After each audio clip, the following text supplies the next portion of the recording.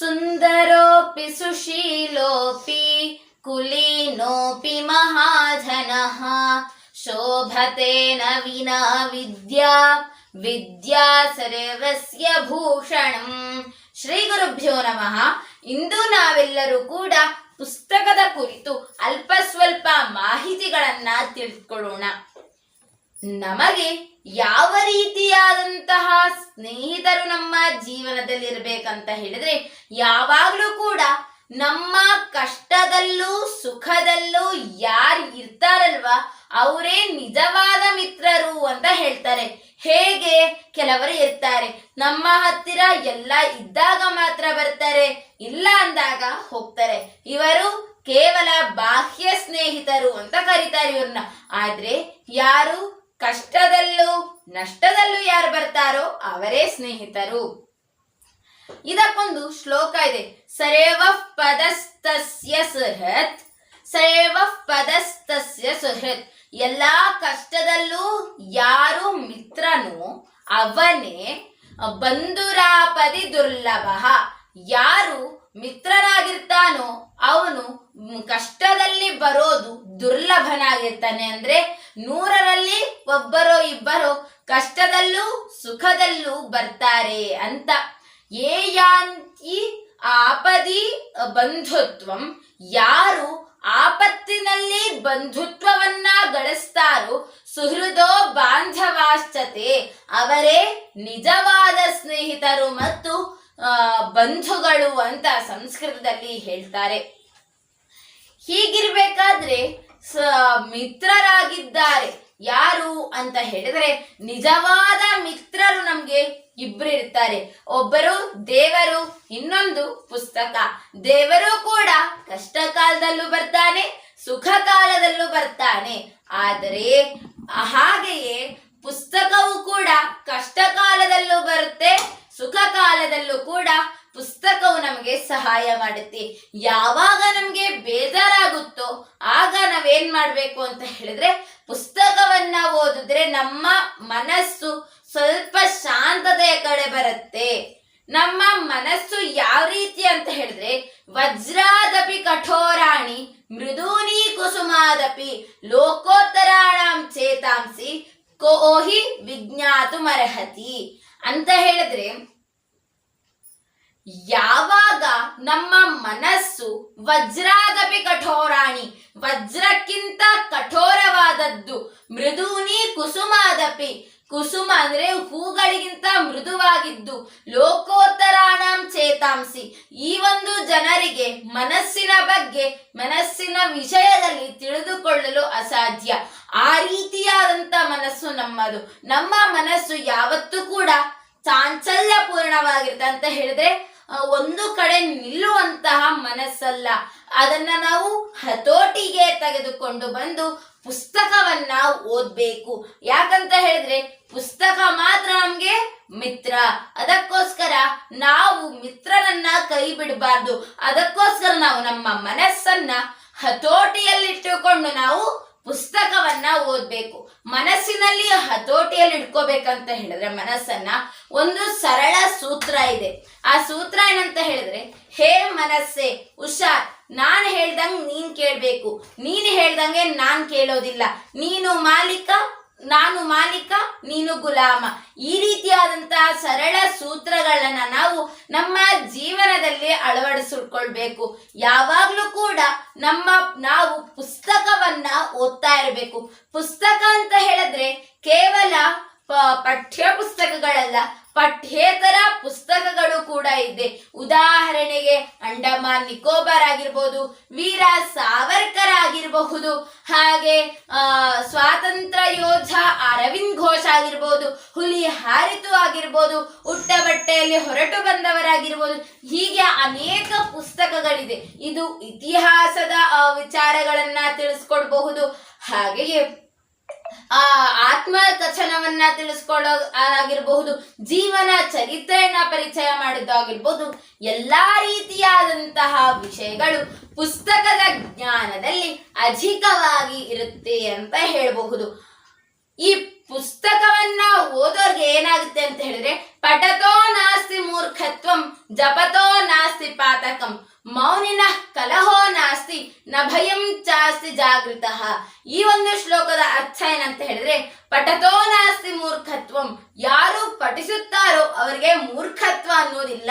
ಯಾವಾಗ ನಾವು ಸೀಮಿತ ಬುದ್ಧಿಯಿಂದ ಓದ್ತೀವೋ ನಮಗೆ ಮೂರ್ಖತ್ವ ಅಂತ ಹೇಳಿದ್ರೆ ವಿಶಾಲವಾದಂತಹ ಬುದ್ಧಿ ನಮ್ಮಲ್ಲಿ ಬರೋದಿಲ್ಲ. ಯಾವಾಗ ಅನೇಕ ಪುಸ್ತಕಗಳನ್ನ ನಾವು ಓದಕ್ಕೆ ನಾವು ಪ್ರಯತ್ನ ಮಾಡ್ತೀವೋ ಆಗ ಮಾತ್ರ ವಿಶಾಲವಾದಂತಹ ಜ್ಞಾನ ಸಂಪಾದನೆಯಾಗಿ ಅನೇಕ ವಿಷಯಗಳು ಸಂಗ್ರಹಣೆಯಾಗಿ ನಮ್ಮ ಮನಸ್ಸು ವಿಶಾಲವಾಗಿ ಪರಿಣಮಿಸುತ್ತೆ. ಒಂದಿನ ಇದಕ್ಕೊಂದು ಕತೆ ಇದೆ. ಒಂದಿನ ಏನಾಗುತ್ತೆ ಅಂತ ಹೇಳಿದ್ರೆ, ಒಬ್ಬ ಯುವಕ ಎಡಗೈಯಲ್ಲಿ ಮೊಬೈಲ್, ಬಲಗೈಯಲ್ಲಿ ಪುಸ್ತಕವನ್ನ ಹಿಡ್ಕೊಳ್ತಾನೆ. ಆಯ್ತಾ, ಬಲಗೈಯಲ್ಲಿರುವಂತಹ ಪುಸ್ತಕಕ್ಕೆ ಒಂದು ಪ್ರಶ್ನೆ ಕೇಳ್ತಾನೆ, ಅದೇ ಪ್ರಶ್ನೆನ ಎಡಗೈಯಲ್ಲಿರುವಂತಹ ಮೊಬೈಲ್ಗೂ ಅದೇ ಪ್ರಶ್ನೆ ಕೇಳ್ತಾನೆ. ಏನ್ ಪ್ರಶ್ನೆ ಅಂತ ಹೇಳಿದ್ರೆ, ನಾನು ಇವತ್ತು ನಿನ್ನನ್ನ ನೋಡ್ತಾ ಇದ್ದೀನಿ, ಮುಂದೆ ನೀನ್ ನನಗೆ ಏನ್ ಕೊಡ್ತೀಯಾ ಅಂತ. ಆಗ ಮೊಬೈಲ್ ಉತ್ತರಿಸುತ್ತೆ, ನೋಡು, ಇವತ್ತು ನೀನು ನನ್ನನ್ನ ತಲೆ ತಗ್ಗಿಸಿ ನೋಡು, ಮುಂದೆ ಕೂಡ ನಿನ್ನನ್ನು ಎಲ್ಲರ ಮುಂದೆ ತಲೆ ತಗ್ಗಿಸುವಂತೆ ಮಾಡ್ತೀನಿ ಅಂತ ಮೊಬೈಲ್ ಉತ್ತರ ಕೊಡುತ್ತೆ. ಅದೇ ಪುಸ್ತಕ ಉತ್ತರ ಕೊಡುತ್ತೆ, ಇಂದು ನೀನು ಶ್ರದ್ಧೆಯಿಂದ ತಲೆ ತಗ್ಗಿಸಿ ಓದು, ಮುಂದೆ ನಾನು ಎಲ್ಲರ ಮುಂದೆ ತಲೆ ಎತ್ತಿ ನಡೆಯುವ ಹಾಗೆ ಮಾಡ್ತೀನಿ ಅಂತ. ಇದೇ ವ್ಯತ್ಯಾಸ ಇರೋದು ಪುಸ್ತಕ ಮತ್ತೆ ಮೊಬೈಲ್ನ ನಡುವೆ. ಈಗಿನ ಕಾಲದ ಮಕ್ಕಳು ನಾವುಗಳೇನ್ ಮಾಡ್ತಿದೀವಿ ಅಂತ ಹೇಳಿದ್ರೆ, ಕೇವಲ ಮೊಬೈಲ್ನ ಚಟಕ್ಕೆ ಒಳಗಾಗಿರೋ ಕಾರಣ ಜ್ಞಾನದ ಪರಿಮಿತಿ ಅಲ್ಪ ಬುದ್ಧಿಯಾಗಿದೆ. ಅಕರ್ತವ್ಯಂ ನಕರ್ತವ್ಯಂ ಪ್ರಾಣೇ ಕಂಠಗತೈರಪಿ ಕರ್ತವ್ಯಂ ಏವ ಕರ್ತವ್ಯಂ ಪ್ರಾಣೇ ಕಂಠಗತೈರಪಿ. ಮಾಡಬಾರದನ್ನ ಪ್ರಾಣ ಹೋದ್ರೂ ಕೂಡ ಮಾಡಬಾರ್ದು, ಮಾಡಬೇಕಾದ ಕರ್ತವ್ಯವನ್ನ ಪ್ರಾಣ ಹೋದ್ರೂ ಕೂಡ ಮಾಡಬೇಕು. ನಮ್ಮ ಕರ್ತವ್ಯ ವಿದ್ಯಾರ್ಥಿಗಳ ಲಕ್ಷಣ ಅಂತ ಹೇಳಿದ್ರೆ, ಅಂದ್ರೆ ವಿದ್ಯಾರ್ಥಿಗಳು ಎನ್ನಿಸ್ಕೊಳ್ಳೋದು ಯಾವಾಗ ಅಂತ ಹೇಳಿದ್ರೆ, ಶ್ರದ್ಧಾ ಭಕ್ತಿ ಏಕಾಗ್ರತೆಯಿಂದ ತಮ್ಮ ಕರ್ತವ್ಯವನ್ನ ನಿರ್ವಹಿಸ್ಕೊಂಡು ಹೋಗೋದು. ಯುವಕರಿಗಾದ್ರೆ ಹಣ ಸಂಪಾದನೆ ಮಾಡ್ಬೇಕು ಅಂತ, ವೃದ್ಧರಿಗಾದ್ರೆ ಮೊಮ್ಮಕ್ಕಳನ್ನ ನೋಡ್ಕೋಬೇಕು ಅಂತ ಚಿಂತೆ ಇದ್ರೆ ಅದು ಕರ್ತವ್ಯ ಆಗಿದ್ರೆ, ವಿದ್ಯಾರ್ಥಿಗಳಿಗೆ ಓದೋದೊಂದೇ ಕರ್ತವ್ಯ ಆಗಿರುತ್ತೆ. ಅದನ್ನ ನಾವು ಹೆಚ್ಚಾಗಿ ರೂಢಿಸ್ಕೊಳ್ತಾ ಹೋಗ್ಬೇಕು. ಪುಸ್ತಕ ಓದೋದ್ರಿಂದ ಏನ್ ಪ್ರಯೋಜನ ಅಂತ ಹೇಳಿದ್ರೆ, ಹಲವಾರು ಸಂಗತಿಗಳು ನಮ್ಗೆ ಸಿಗ್ತಾ ಹೋಗುತ್ತೆ. ಪುಸ್ತಕಗಳೇ ನಿಜವಾದ ಮಿತ್ರರು.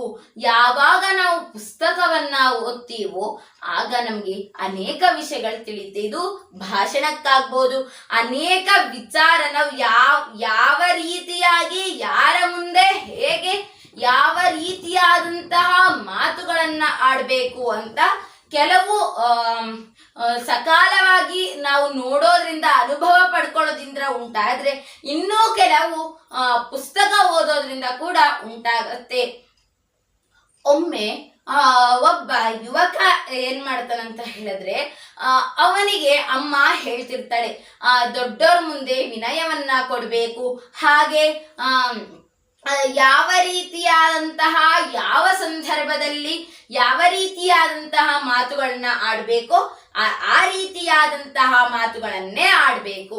ಹಾಗೆ ಸಂಸ್ಕೃತದಲ್ಲಿ ಒಂದು ಉಕ್ತಿ ಇದೆ, ನಬ್ರುಯಾತ್ ಸತ್ಯಂ ಅಪ್ರಿಯಂ ಸತ್ಯಮೇವ ಜಯತೆ. ಒಂದು ಕಡೆ ಹೇಳ್ತಾರೆ ಸತ್ಯಮೇವ ಜಯತೆ ಅಂತ, ಇನ್ನೊಂದು ಕಡೆ ಹೇಳ್ತಾರೆ ನಬ್ರುಯಾತ್ ಸತ್ಯಂ ಅಪ್ರಿಯಂ ಅಂತ. ಅಂದ್ರೆ ಅಪ್ರಿಯವಾದಂತಹ ಸತ್ಯವನ್ನ ಆಡಬಾರ್ದು ಅಂತ. ಈ ಒಂದು ಎರಡು ವಾಕ್ಯಗಳು, ಅಂದ್ರೆ ಸತ್ಯಮೇವ ಜಯತೆ ಅನ್ನುವ ಒಂದು ವಾಕ್ಯ, ಎರಡನೇದು ನಬ್ರುಯಾತ್ ಸತ್ಯಂ ಅಪ್ರಿಯಂ, ಈ ಎರಡೂ ವಾಕ್ಯನ ಯುವಕ ಓದಿರ್ತಾನೆ. ಹಾಗಾದ್ರೆ ಅವನಿಗೆ ಮನಸ್ಸಿನಲ್ಲಿ ಒಂದು ಸಂಶಯ ಹುಟ್ಟುತ್ತೆ. ಪೂರ್ವಜರು ಹೇಳ್ತಾರೆ ಸತ್ಯಮೇವ ಜಯತೆ ಅಂತ ಹೇಳಿದ್ರೆ ಸತ್ಯವನ್ನೇ ನುಡಿಬೇಕಂತ ಹೇಳ್ತಾರೆ, ಆದ್ರೆ ನಬ್ರುಯಾತ್ ಸತ್ಯಂ ಅಪ್ರಿಯಂ ಅಂತಾನು ಹೇಳ್ತಾರೆ, ಅಪ್ರಿಯವಾದಂತಹ ಸತ್ಯವನ್ನು ಕೂಡ ಹೇಳ್ಬಾರ್ದು ಅಂತ ಹೇಳ್ತಾರೆ. ಎರಡರಲ್ಲಿ ಯಾವುದು ಸತ್ಯ ಹೇಗೆ ಅರ್ಥ ಮಾಡಿಕೊಳ್ಳುವುದು ಅವನ ಮನಸ್ಸಿಗೆ, ಅಂದ್ರೆ ಯುವಕನ ಮನಸ್ಸಿಗೆ ಗೊಂದಲ ಉಂಟಾಗತ್ತೆ. ಹೀಗೆ ಅವನು ಒಂದು 2 ತಿಂಗಳ ಕಾಲ ಅದೇ ಯೋಚನೆಯಲ್ಲಿ ಕಳೀತಾನೆ. ಆಮೇಲೆ ಒಂದು ಕಥೆ ಪುಸ್ತಕವನ್ನ ಅವನು ಖರೀದಿಸ್ತಾನೆ. ಆ ಕಥೆ ಪುಸ್ತಕನ್ನ ಓದ್ತಾ ಹೋಗಿ 56ನೇ ಕಥೆಯಾಗಿ ನಬೃಯಾತ್ ಸತ್ಯಂ ಅಪ್ರಿಯಂ ಅಂತ ಒಂದು ಶೀರ್ಷಿಕೆಯುಳ್ಳಂತಹ ಒಂದು ಕಥೆ ಬರುತ್ತೆ. ಆ ಕಥೆಯಿಂದ ಅವನಿಗೆ ಅರ್ಥ ಆಗುತ್ತೆ ಈ ಒಂದು ವಾಕ್ಯದ ಅರ್ಥ ಏನು ಅಂತ ಹೇಳಿ. ಆ ಕಥೆ ಏನಂತ ಹೇಳಿದ್ರೆ, ಒಂದೂರಿನಲ್ಲಿ ರಾಜ ಇರ್ತಾನೆ. ಆ ರಾಜ ತುಂಬಾ ಚೆನ್ನಾಗಿ ಆಳ್ವಿಕೆಯನ್ನ ಮಾಡ್ತಿರ್ತಾನೆ. ಕೊನೆಗೆ ಅವನಿಗೆ 10,000 ವರ್ಷ ಆಳ್ವಿಕೆ ಮಾಡಿದ ನಂತರ ಅವನು ಅನಾರೋಗ್ಯಕ್ಕೆ ಒಳಗಾಗ್ತಾನೆ. ಯಾವುದೇ ವೈದ್ಯರು ಬಂದ್ರು ಅವನಿಗೆ ಸಲಹೆ ಸೂಚನೆಗಳು ಕೊಟ್ಟರು ಕೂಡ ಅವನು ಸರಿಯಾಗ್ತಿರೋದಿಲ್ಲ. ಕೊನೆಗೆ ನಾನು ಸಾಯುವ ಪರಿಸ್ಥಿತಿಯಲ್ಲಿದ್ದೇನೆ ಅಂತ ತಿಳಿದುಕೊಂಡು, ಆದ್ರೂ ಅವನಿಗೆ ಗೊಂದಲ ಉಂಟಾಗತ್ತೆ. ಜ್ಯೋತಿಷಿಗಳನ್ನ ಕರೀತಾನೆ.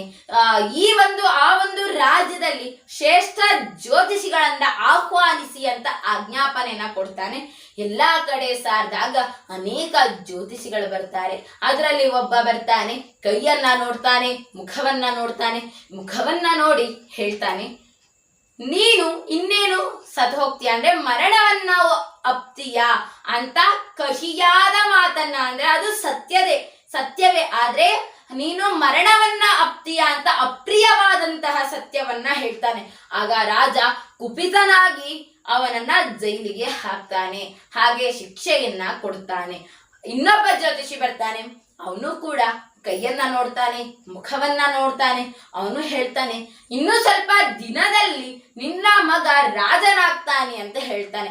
ಅವನು ಇನ್ನು ಸ್ವಲ್ಪ ದಿನದಲ್ಲಿ ಮರಣವನ್ನ ಅಪ್ತೀಯ ಅಂತ ನೇರವಾಗಿ ಹೇಳಿಲ್ಲ. ಅದರ ಬದಲು ನಿನ್ನ ಮಗ ರಾಜನಾಗ್ತಾನೆ ಅಂತ ಸಿಹಿ ಸುದ್ದಿಯನ್ನ ಕೊಟ್ಟಿದ್ದ ಕಾರಣ ರಾಜ ಏನ್ ಮಾಡ್ತಾನೆ, ತನ್ನಲ್ಲಿದ್ದಂತಹ ವಜ್ರ ವೈಢೂರ್ಯಗಳನ್ನ ಉಡುಗೊರೆಯಾಗಿ ಕೊಡ್ತಾನೆ.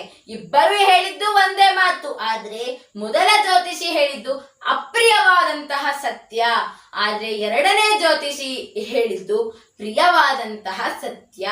ಇದು ಈ ರೀತಿಯಾದಂತಹ ಯಾರ ಮುಂದೆ ಯಾವ ರೀತಿಯಾಗಿ ಮಾತನಾಡಬೇಕು ಅಂತ ಹೇಳೋದು ಪುಸ್ತಕದಿಂದ ನಮಗೆ ತಿಳಿಯುತ್ತೆ. ಈಗಿನ ಕಾಲದಲ್ಲಿ ನಮ್ಮ ಜನತೆ ಪುಸ್ತಕವನ್ನ ಓದೋ ಕಡೆ ಗಮನವೇ ಹರಿಸ್ತಿಲ್ಲ. ಈಗ ಯಾವ ರೀತಿಯಾದಂತಹ ಪರಿಸ್ಥಿತಿ ಬಂದಿದೆ ಅಂತ ಹೇಳಿದ್ರೆ, ಎಲ್ಲಾ ಒಂದು ಮೈಸೂರು ದಸರಾ ಅಂತ ತಗೊಳ್ಬಹುದು. ಅಲ್ಲಿ ಎಕ್ಸಿಬಿಷನ್ ಇರುತ್ತೆ, ಹಾಗೆ ಪುಸ್ತಕ ಮಾರಾಟಾಲಯ ಇರುತ್ತೆ. ಎಲ್ಲರೂ ಕೂಡ ಮಕ್ಕಳನ್ನ ಕರೆದುಕೊಂಡು ಎಕ್ಸಿಬಿಷನ್ಗೆ ಆಟ ಆಡಕ್ ಹೋಗ್ತಾರೆ. ಹೋಗ್ಬಾರ್ದು ಅಂತ ವಿರೋಧಿಸ್ತಿಲ್ಲ. ಹಾಗೆ ಹೋಗಿ ಒಂದು 5 ನಿಮಿಷಗಳ ಕಾಲವಾದ್ರೂ ಪುಸ್ತಕ ಮಾರಾಟಾಲಯದಲ್ಲಿ ಹೋದ್ರೆ ಅದು ಉಪಯೋಗ ಆಗತ್ತೆ. ಆದ್ರೆ ಎಷ್ಟು ಜನ ಎಕ್ಸಿಬಿಷನ್ ನಲ್ಲಿ ಕಿಕ್ಕಿರಿದು ಜನ ಇರ್ತಾರೋ, ಪುಸ್ತಕ ಮಾರಾಟ ಆಲಯದಲ್ಲಿ ಎಣಿಕೆಗೆ ಬಾರದಷ್ಟು ಅಂತ ಹೇಳಿದ್ರೆ ಎಣಿಕೆ 1 2 3 4 5 ಹೀಗೆ ಎಣಿಸಬಹುದು. ಅಷ್ಟೇ ಜನ ಆ ಒಂದು ಪುಸ್ತಕಾಲಯದಲ್ಲಿ ಇರ್ತಾರೆ. ಅದು ವಯೋವೃದ್ಧರಾಗಿರ್ಬೋದು. ಇಂತಹ ಪೂರ್ವಜರು ಅಂದ್ರೆ ಹಿರಿಯರು ಮಾತ್ರ ಪುಸ್ತಕವನ್ನ ಖರೀದಿಸ್ತಾ ಇರ್ತಾರೆ. ಇದು ಈ ರೀತಿಯಾದಂತಹ ಇದು ಯಾವಾಗ ಬರುತ್ತೆ ಅಂತ ಹೇಳಿದ್ರೆ, ಯಾವಾಗ ನಾವು ಪುಸ್ತಕವನ್ನ ಓದ್ಬೇಕು ಅಂತ ಮನಸ್ಸನ್ನ ಮಾಡೋದಿಲ್ವೋ ಆಗ ನಾವು ಕುಗ್ಗುತ್ತಾ ಬರ್ತೀವಿ. ಆಗ ನಾವು ದೊಡ್ಡವರಾದ್ಮೇಲೂ ಕೂಡ ತಲೆಯನ್ನ ಬಗ್ಗಿಸಿ ನಡೆಯುವಂತ ಒಂದು ಪರಿಸ್ಥಿತಿ ಬರುತ್ತೆ. ಯಾವಾಗ ನಾವು ನಮ್ಮ ಗುರಿ ತಲೆ ಎತ್ತಿ ನಡೆಯುವ ರೀತಿಯಾಗಿ ಇರುತ್ತೋ ಆಗ ನಾವು ಪುಸ್ತಕವನ್ನ ಓದೋ ಕಡೆ ಗಮನವನ್ನ ಕೊಡ್ತಾ ಇರಬೇಕು. ನಾನು ಈ ಒಂದು ವರ್ಷದಲ್ಲಿ ಒಬ್ಬರಿಗೆ ಸಂದರ್ಶನ ಮಾಡಿದೆ. ಈ ಒಂದು ಸಂದರ್ಶನ ಕಾಲದಲ್ಲಿ ನಾನು ಒಂದು ಪ್ರಶ್ನೆನ ಕೇಳಿದೆ. ಈ ಯುವ ಜನತೆಗೆ ಮತ್ತು ವಿದ್ಯಾರ್ಥಿಗಳಿಗೆ ನಿಮ್ಮ ಸಂದೇಶವೇನು ಅಂತ. ಅವರು 1-2 ಸೆಕೆಂಡ್ ಯೋಚನೆ ಮಾಡಿದ್ರು. ಆಮೇಲೆ ಒಂದು ಉದಾಹರಣೆನ ಕೊಟ್ರು. ನಾನು ಮೈಸೂರಿನಲ್ಲಿ ಹೋಗ್ತಾ ಇದ್ದೆ. ಸಂಜೆ ಕಾಲ ನಾನು ಪುಸ್ತಕ ಮಾರಾಟದ ಮಳಿಗೆಗೆ ಹೋಗ್ತಾ ಇದ್ದೆ.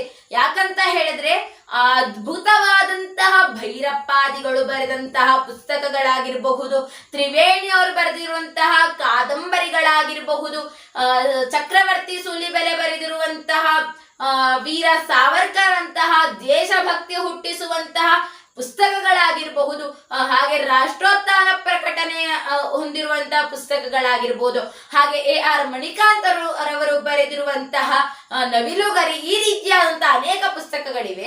ಅದು ನಂಗೆ ಆಕರ್ಷಣವಾಗಿದೆ, ನಾನು ಓದಬೇಕು ಅಂತ ಹೋಗ್ತಾ ಇದ್ದೆ. ಆ ಒಂದು ಪುಸ್ತಕ ಎಲ್ಲಿರುವುದು ಅಂತ ಹೇಳಿದ್ರೆ ಪುಸ್ತಕ ಮಳಿಗೆ ವಿವಿಪುರಂನಲ್ಲಿ ಇದೆ. ಆ ಒಂದು ವಿವಿಪುರಂ ಯಾವ ರೀತಿಯಾಗಿದೆ ಅಂತ ಹೇಳಿದ್ರೆ 4 ರಸ್ತೆಯು ಒಮ್ಮೆ ಒಂದೇ ಕಡೆ ಸೇರುವಂತ ಒಂದು ಇಕ್ಕಟ್ಟಿನ ಜಾಗ.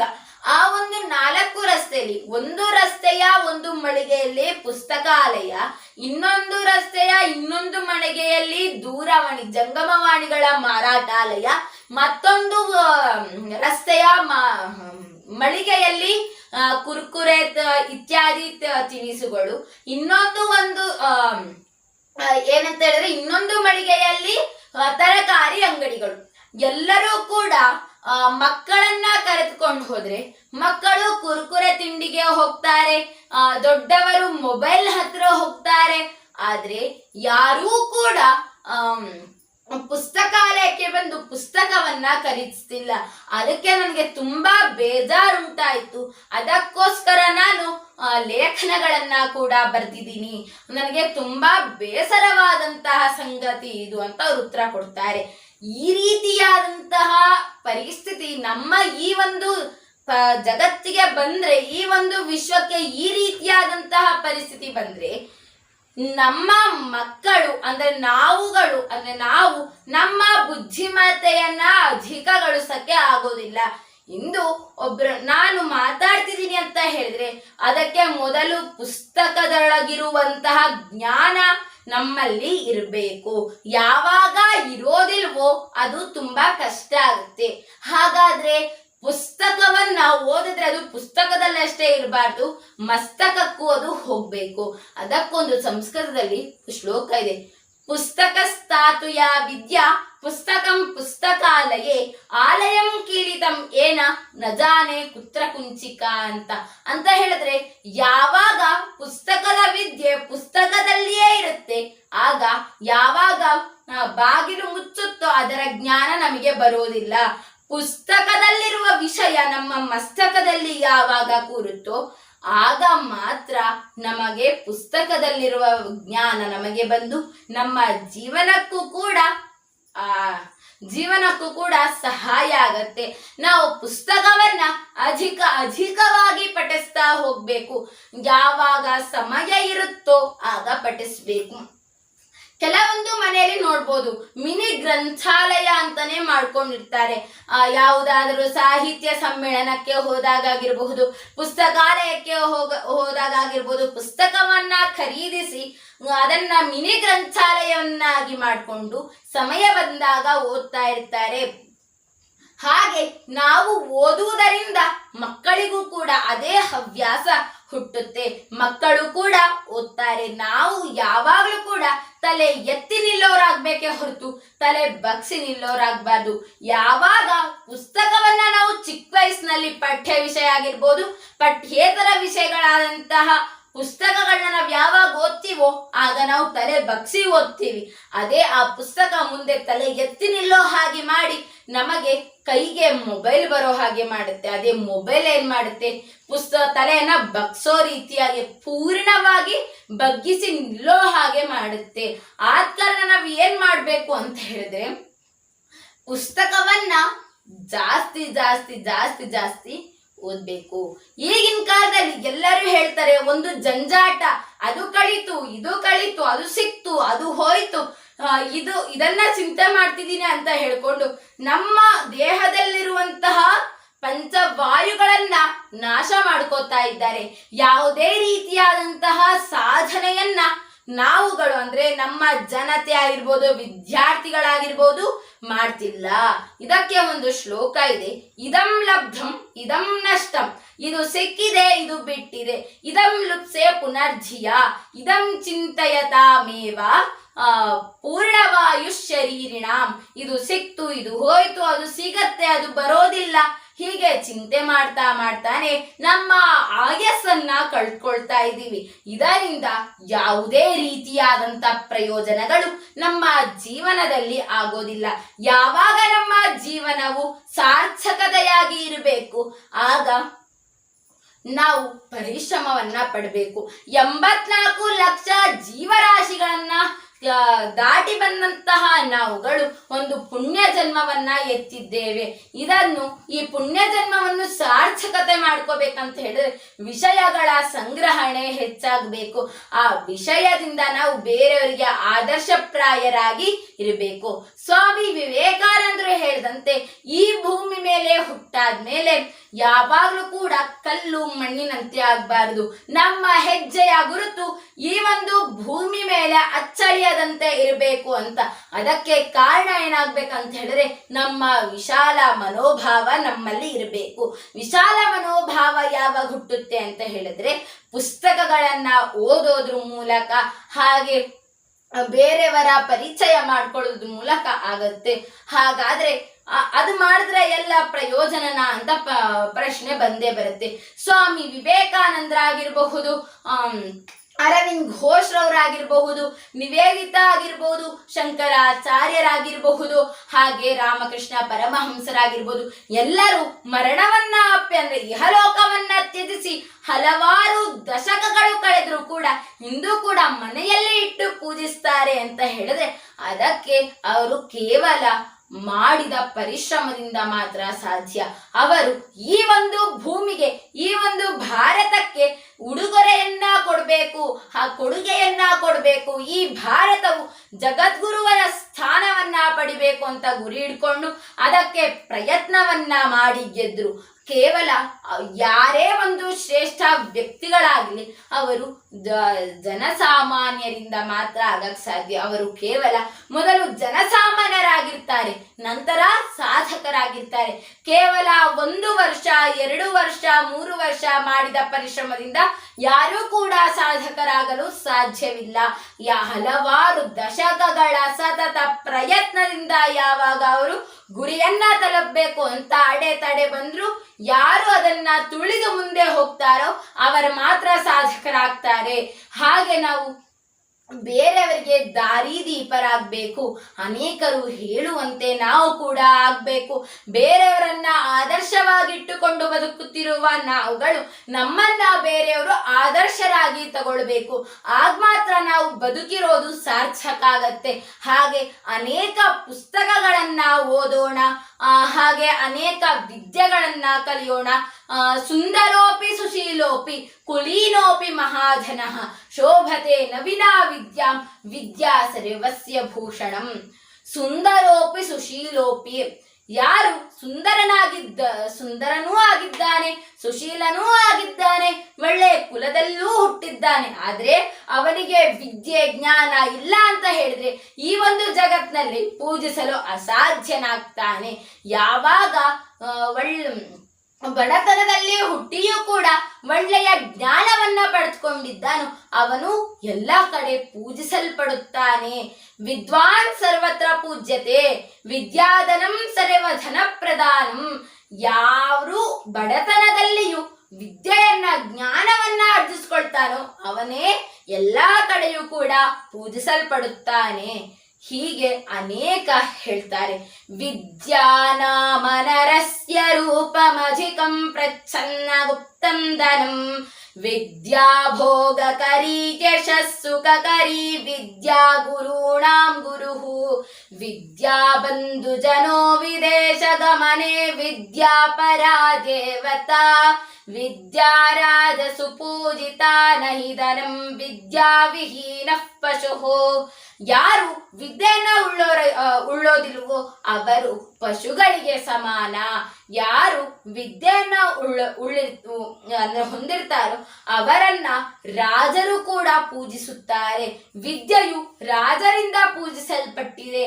ವಿದ್ಯೆ ಏನಂತ ಹೇಳಿದ್ರೆ ಯಾರು ವಿದ್ವಾಂಸರು ಇರ್ತಾರೋ ಅವರಿಗೆ ಗುರು ವಿದ್ಯೆ ಅಂತ ಹೇಳ್ಬೋದು.